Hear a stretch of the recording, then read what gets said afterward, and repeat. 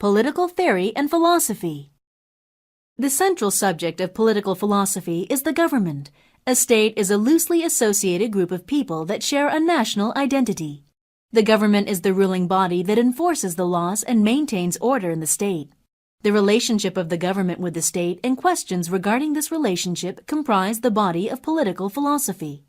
Debates in political theory include issues of whether or not a government is necessary, what the goals of a government should be, and how the government should cooperate with the people it governs. By and large, the issues that political theory addresses are usually immediately relevant.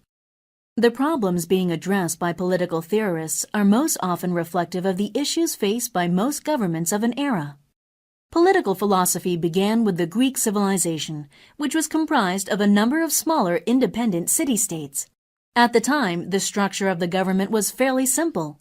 The most prominent political philosopher of the time was Plato, author of the Republic, who argued that the ideal society would be headed by philosopher kings, who were enlightened despots. Plato did not trust the public and believed that it lacked the virtue to properly govern itself. Given the instability of Greek city-states and the number of uprisings, however, Plato's sentiments are not surprising. Medieval political thought followed much later, but was informed by classical thought.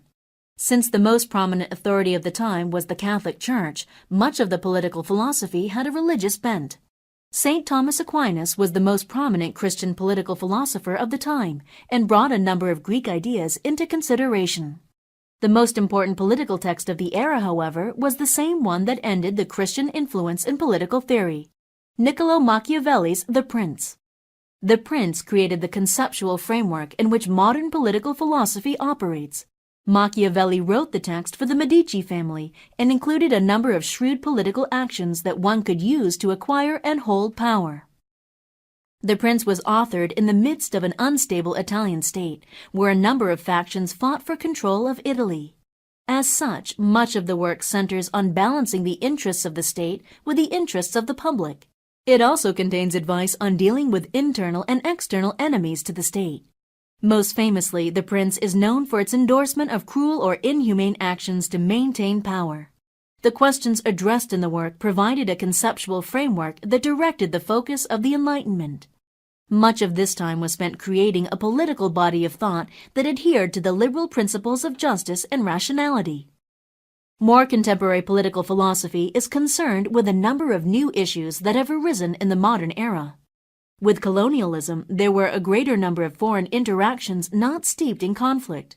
The most profound political philosopher of this time was Karl Marx.